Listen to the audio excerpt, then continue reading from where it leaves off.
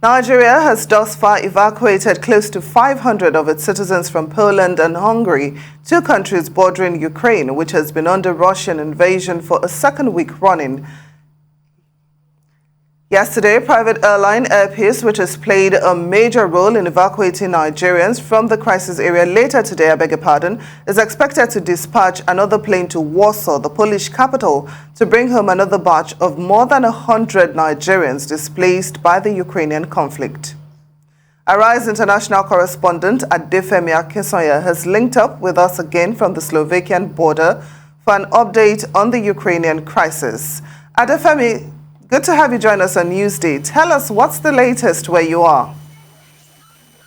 Well, thank you. Well, still, we have seen and continue to see Ukrainian refugees continue to make their way over from Uzhhorod on the Ukrainian side over to Viesna Nemeka, which is the Slovakian side of the Slovakia-Ukraine border. They've continued coming in, and as was the case earlier in the morning, they have immediate access to a whole plethora of resources. First and foremost, one of the first tents that they will come into contact with are humanitarian workers who are there to seek to find out and establish whether or not any of these refugees need immediate overnight accommodation, and those preparations can be made. Food, drink also on deck, health checks also around, religious organizations also present here. And so it does show that there's been quite an organized, in this instance, quite an organized response and anticipation for the influx of Ukrainian refugees. Now, we know that the more popular area for many of the refugees coming over from Ukraine has been the borders of Poland. That has seen the greatest number of evacuees, of refugees. We're hearing that more than 1 million have crossed into Medica alone in Poland. Here in Slovakia, those numbers are comparatively smaller because it is further down south towards, as I said, the Uzhhorod area of Ukraine, but there's still quite a busy border crossing. Before the start of the evacuation process or the crossing of refugees from Ukraine into Slovakia, Slovakia did have 5 different borders in which people could cross into their country.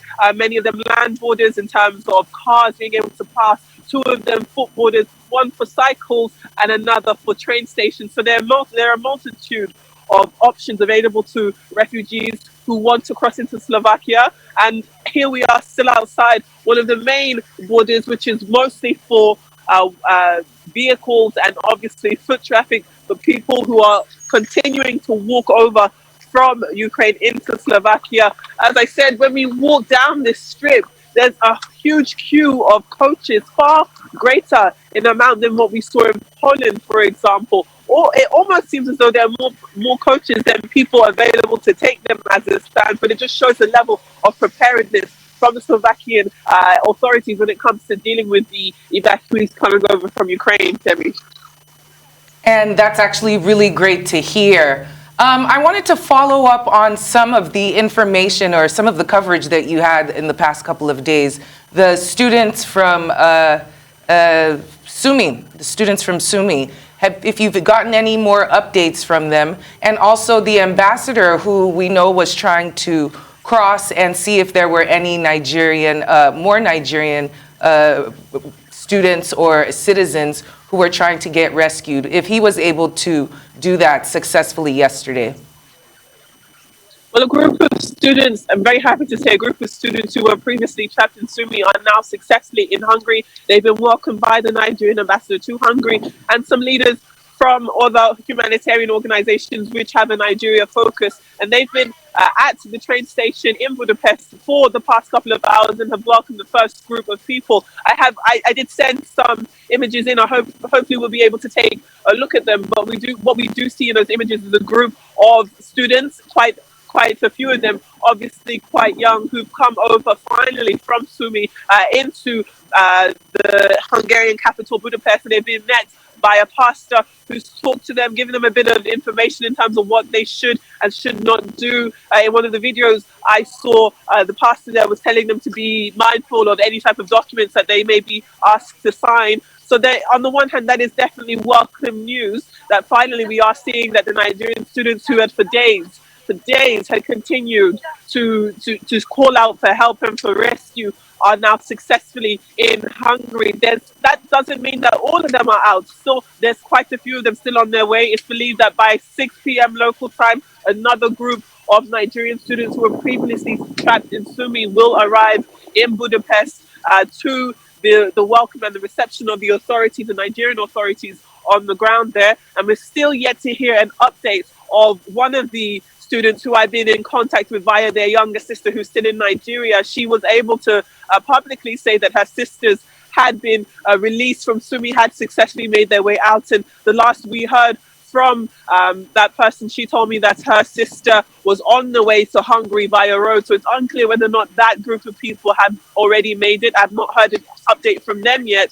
But in terms of Sumy, slowly but surely, we're starting to see the first couple of groups trickle into safety, and that's welcome news.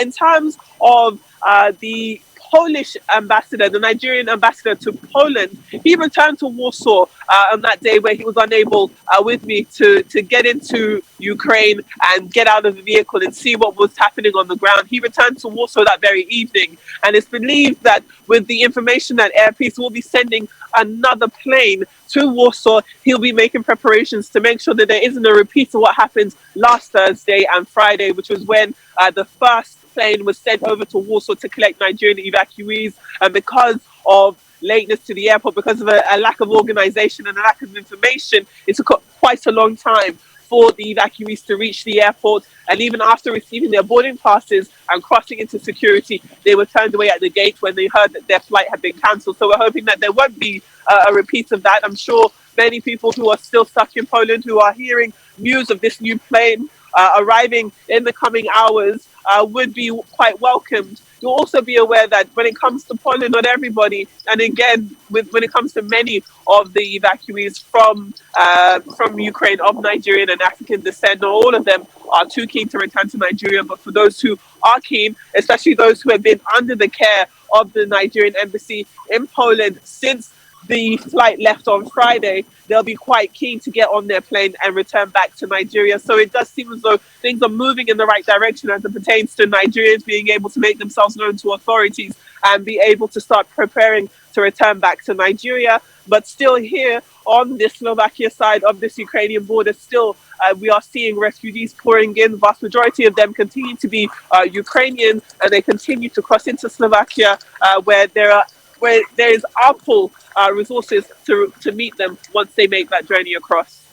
Well, Adefemi, thank you for that update. But I'd like to ask you at this point, based on what you've seen on ground, how could things be done in a more efficient manner to make this evacuation process a lot smoother than it is? And is there also still a sense of frustration on the part of the evacuees? Do you mean for the evacuations of refugees to Nigeria? Yes, or just in yes, general? the evacuation of refugees to Nigeria. That's what I intended to say, yes.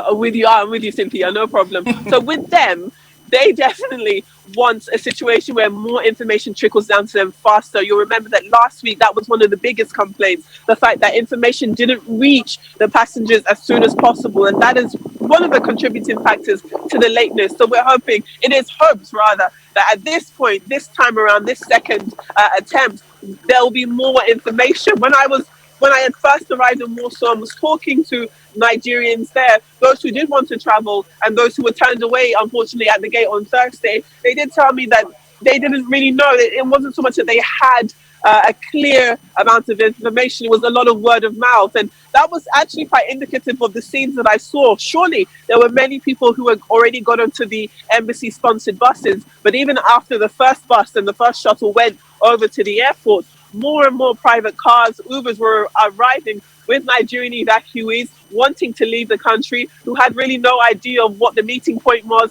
where they should go, who they should speak to. So it's hoped that the lessons from last week will be learned by the Nigerian embassy in Poland, and relevant preparations can be made so that once the plane does arrive, there's not going to be a situation where Nigerians are unaware of where they need to be and at what time they need to be there. And hopefully it will be quite a smoother process for these evacuees returning to Nigeria from Poland. Adefemi Akinsanya, thanks so much for that great reporting. Take care of yourself and please do stay safe.